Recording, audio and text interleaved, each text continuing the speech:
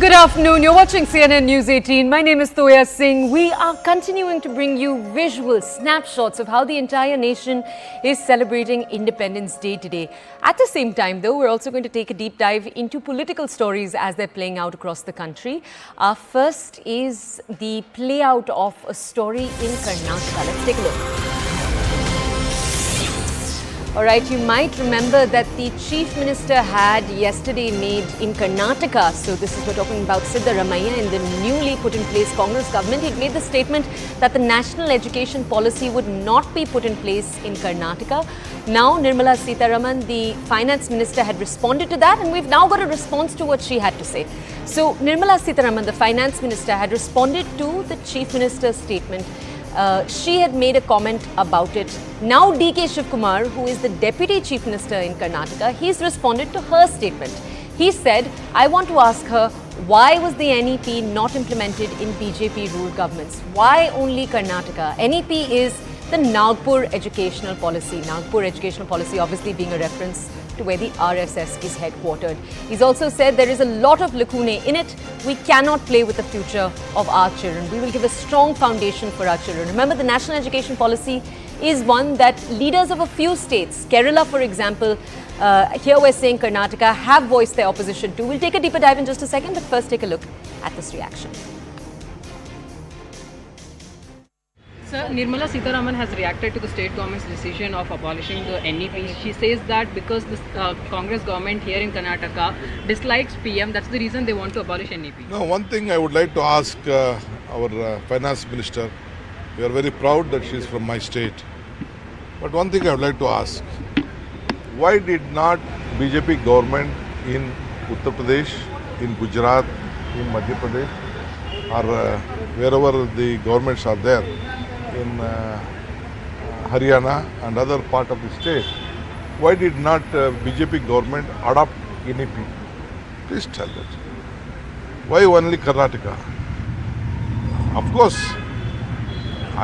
from day one I am telling it is a Nagpur education policy. So my government of Karnataka, my chief minister has already said that because there are a lot of lacuna. I myself being as also educationist, I know that there is a lot of lacuna. Still the infrastructure has not been created yet, and we can't be so hurry. We can't play with the future of our children. All right, we'll bring you more context on how this controversy has played out. But remember, changes made in the national education policy are changes that you've had leaders in a number of different opposition states actually comment on. We were focusing right now on Kerala, but you've had other opposition leaders also comment. At the same time, let's take a look at the BJP states. Karnataka was the first to implement the NEP, the National Education Policy, but that was because at the time it was under a BJP government. You might remember the Congress government came into power just a few months ago. Now, at the time, the Assam government and the UP government also announced that they would implement the National Education Policy in 2022. Now, we're going to bring you more context on this entire story and the most recent chapter where you've had Siddaramaiah, who is the current chief minister, set out. This was a statement he made yesterday where he said that his entire state would delay the focus of the NEP. He essentially said from the next academic year itself, it would not be put into place. Now, my colleague Ritu is with us right now to bring us more context on this story. Ritu, I know that you focus on Karnataka, but I want to come to you first for a fact check. When DK Shivakumar has made this statement, where he said that why is the NEP only in place in Karnataka, why not BJP ruled states? What does he mean? There are BJP ruled states that have implemented it, no? Well, you see, when DK Shivakumar says that most of the states which actually had the BJP in the ruling did not have this NEP implementation itself. So why is that the Karnataka in specifically being targeted by the BJP? So now that's what he means, and also moreover what he goes on to say that because there were assembly elections this time in the Karnataka remained to be their main focus as well, and in advance that the party decided to make these kind of major changes and see to it that the Karnataka becomes the first state state to have implemented the NEP as well, because we do know that it was in 2020 that the NEP was established, and from the academic year of 23 and 24 that it was implemented as well. But now at this point in time, now you see what Karnataka Chief Minister Siddaramaiah as well as the Deputy Chief Minister DK Shivakumar is saying is that now all these preparations of the draft related to the NEP actually took place in Nagpur, where is the RSS's headquarters as well. So it is all the agenda of the BJP to see to it that it is implemented in the southern India as well. But however, what the Congress is saying here is that the government will see to it that that is at any cost not being in fact been succeed. The party does not succeed in doing all those implementations here in the state. But the important point over here is also that the Karnataka Chief Minister Siddaramaiah is saying that because in this year, because the party just came to the power, they did not have enough of time to make those major changes as well. So the party has to go by it, but also the academic year has already started and those students have already been enrolled under the NEP policy itself. So they have to take up this education at this point in time for this academic year. But coming academic year, the party will be abolishing the NEP, and however, this was also one of the major promises that the party had made it in their manifesto during the assembly elections. And now that the party has come to power in the state, they want to see to it that all the promises that were made by them should be implemented here in the state.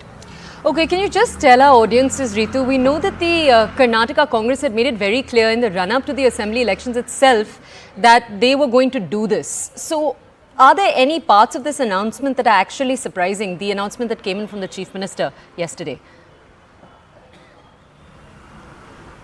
One, you see now the Karnataka Chief Minister Siddaramaiah saying that the party, the government here in the state is very much committed to actually scrap the NEP and implement the Karnataka state education policy. On the other hand, the Higher Education Minister Sudhakar says that it is all in the process right now.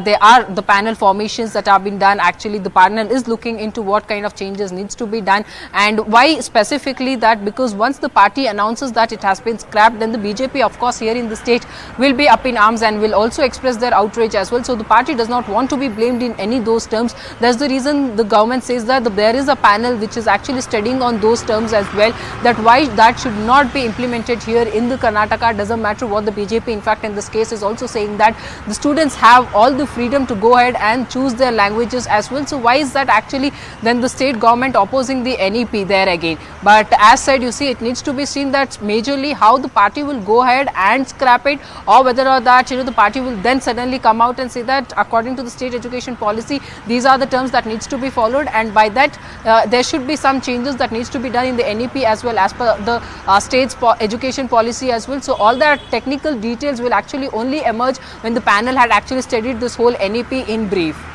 Okay. All right, Ritu, thank you for providing us context with that entire story.